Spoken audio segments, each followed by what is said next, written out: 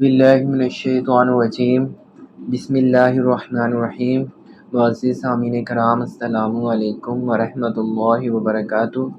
میں ہوں آپ کا ہوسٹ حافظ محمد کامران۔ معزز سامعین کرام، آج کی ویڈیو بہت زیادہ اہم ہے۔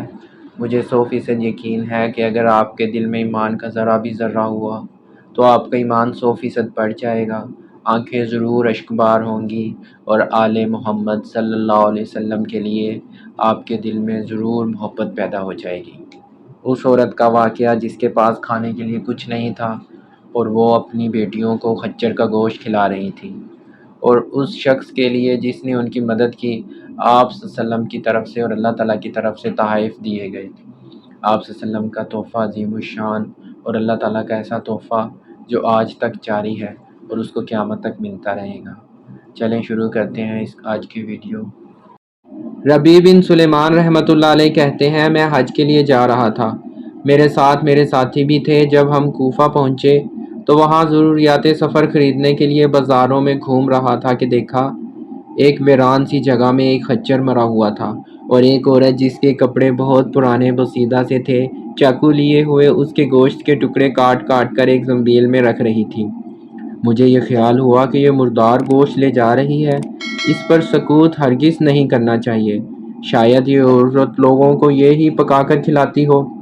سو میں چپکے سے اس کے پیچھے ہو لیا، اس طرح کہ وہ مجھے نہ دیکھے۔ وہ عورت ایک بڑے مکان میں پہنچی جس کا دروازہ بھی اونچا تھا۔ اس نے جا کر دروازہ کھٹکھٹایا، اندر سے آواز آئی، کون ہے؟ اس نے کہا، کھولو، میں بدحال ہوں۔ دروازہ کھولا گیا اور گھر میں 4 لڑکیاں نظر آئیں جن کے چہرے سے بدحالی اور مصیبت کے آثار ظاہر ہو رہے تھے۔ وہ عورت اندر آ گئی اور زنبیل ان لڑکیوں کے سامنے رکھ دی۔ میں کواڑوں کے درزوں سے جھانک رہا تھا، میں نے دیکھا اندر سے گھر بالکل برباد اور خالی تھا۔ اس عورت نے روتے ہوئے لڑکیوں سے کہا، اس کو پکا لو اور اللہ کا شکر ادا کرو۔ وہ لڑکیاں گوشت کاٹ کاٹ کر اس کو آگ پر بھوننے لگیں۔ مجھے بہت تکلیف ہوئی۔ میں نے باہر سے آواز دی، اے اللہ کی بندی، اللہ کے واسطے اس کو نہ کھا۔ وہ کہنے لگی، تو کون ہے؟ میں نے کہا، میں ایک پردیسی آدمی ہوں۔ اس نے جواب دیا، تو ہم سے کیا چاہتا ہے؟ 3 سال سے نہ ہمارا کوئی معین ہے اور نہ کوئی مددگار ہے، تو کیا چاہتا ہے؟ میں نے کہا، مجوسیوں کے ایک فرقہ کے سوا مردار کا کھانا کسی مذہب میں جائز نہیں ہے۔ وہ کہنے لگی، ہم خاندان نبوت کے شریف سید ہیں۔ ان لڑکیوں کا باپ بڑا شریف آدمی تھا، وہ اپنے ہی جیسوں سے ان کا نکاح کرنا چاہتا تھا، لیکن نوبت نہ آئی، اس کا انتقال ہو گیا۔ جو ترکہ اس نے چھوڑا تھا وہ ہم سب ختم ہو گیا۔ ہمیں معلوم ہے کہ مردار کھانا جائز نہیں، لیکن اس اضطرار میں جائز ہوتا ہے۔ ہمارا 4 دن کا فاقہ ہے۔ ربیع کہتے ہیں، اس کے حالات سن کر میں بے چین ہو گیا اور اپنے ساتھیوں سے آ کر کہا، میرا تو حج کا ارادہ نہیں رہا۔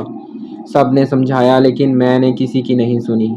میں نے اپنے کپڑے اور احرام کی چادریں اور جو سامان میرے ساتھ تھا وہ سب لیا، اور نقد 600 درہم تھے وہ لیے، اور ان میں سے کا آٹا خریدا اور باقی درہم آٹے میں چھپا کر اس بڑھیا کے گھر پہنچا اور یہ سب سامان اور آٹا وغیرہ اس کو دے دیا۔ اس نے شکریہ ادا کیا اور کہنے لگی، اے ابن سلیمان، اللہ تیرے اگلے پچھلے گناہ معاف کرے اور تجھے حج کا ثواب عطا کرے، اور اپنی جنت میں تجھے جگہ عطا فرمائے، اور ایسا بدن عطا فرمائے جو تجھے بھی ظاہر ہو جائے۔ ربیع کہتے ہیں، حج کا قافلہ روانہ ہو گیا۔ میں ان کے استقبال کے لیے کوفہ ہی رکا رہا تاکہ ان سے اپنے لیے بھی دعا کرواؤں۔ جب حجاج کا ایک قافلہ میری آنکھوں کے سامنے گزرا تو مجھے اپنے حج سے محروم رہ جانے پر بہت افسوس ہوا اور رنج سے میرے آنسو نکل آئے۔ جب میں ان سے ملا تو میں نے کہا، اللہ تعالیٰ تمہارا حج قبول کرے اور تمہارے اخراجات کا تمہیں بدلہ عطا فرمائے۔ ان میں سے ایک نے کہا، یہ کیسی دعا ہے؟ میں نے کہا، اس شخص کی دعا جو دروازہ تک کی حاضری سے محروم ہو۔ وہ کہنے لگے، بڑے تعجب کی بات ہے، اب تو اس سے بھی انکار کرتا ہے کہ تو ہمارے ساتھ عرفات کے میدان میں نہیں تھا، تو نے تو ہمارے ساتھ رمی جمرات نہیں کی، تو نے ہمارے ساتھ طواف نہیں کیا۔ میں اپنے دل میں سوچنے لگا، یہ اللہ کا لطف ہے۔ اتنے میں میرے شہر کے حاجیوں کا قافلہ آ گیا۔ میں نے کہا، اللہ تعالیٰ تمہاری سعی مشکور فرمائے، تمہارا حج قبول فرمائے۔ وہ بھی کہنے لگے، تو ہمارے ساتھ عرفات میں نہیں تھا، رمی جمرات نہیں کی، تو نے ہمارے ساتھ، اب تو انکار کر رہا ہے۔ ان میں سے ایک شخص آگے بڑھا اور کہنے لگا، بھائی انکار کیوں کرتے ہو؟ تم ہمارے ساتھ مکہ میں نہیں تھے یا مدینہ میں نہیں تھے جب ہم قبر اطہر کی زیارت کر کے باب جبرائیل سے باہر کو آ رہے تھے؟ اس وقت ازدحام کی کثرت کی وجہ سے تم نے یہ تھیلی میرے پاس امانت رکھوائی تھی جس کی مہر پر لکھا ہوا تھا من عاملنا ربحا، جو ہم سے معاملہ کرتا ہے نفع کماتا ہے۔ اس نے کہا یہ لو اپنی تھیلی واپس۔ ربیعہ رحمۃ اللہ علیہ کہتے ہیں میں نے اس سے تھیلی کو کبھی اس سے پہلے دیکھا بھی نہیں تھا۔ اس کو لے کر میں گھر واپس آیا، عشاء کی نماز پڑھی، اپنا وظیفہ پورا کیا، اسی سوچ میں جاگتا رہا کہ آخر یہ قصہ کیا ہے۔ اسی کشمکش میں آنکھ لگ گئی تو میں نے حضور اکرم صلی اللہ علیہ وسلم کی خواب میں زیارت کی۔ حضور صلی اللہ علیہ وسلم نے تبسم فرماتے ہوئے ارشاد فرمایا، اے ربی، آخر ہم تمہیں کتنے گواہ اس پر قائم کریں کہ تو نے حج کیا ہے؟ تو مانتا ہی نہیں۔ بات یہ ہے کہ جب تو نے اس عورت پر جو میری اولاد میں سے تھی خرچ کیا اور اپنا حج کا ارادہ ملتوی کیا تو اللہ نے اس کا نام البدل تجھے عطا فرمایا۔ اللہ نے ایک فرشتہ تیری صورت بنا کر اس کو حکم دیا کہ وہ قیامت تک ہر سال تیری طرف سے حج کیا کرے گا، اور دنیا میں تجھے یہ عوض دیا کہ 600 درہم کے بدلے 600 دینار اشرفیاں عطا کی۔ ربیعہ رحمۃ اللہ علیہ کہتے ہیں جب میں سو کر اٹھا تو اس تھیلی کو کھول کر دیکھا تو اس میں 600 اشرفیاں موجود تھیں۔ درہم چاندی کے ہوتے ہیں اور اشرفیاں سونے کی ہوتی ہیں۔ معزز سامعین کرام، یہ تھے وہ دو تحفے جو آپ صلی اللہ علیہ وسلم اور اللہ تعالیٰ کی طرف سے عطا کیے گئے۔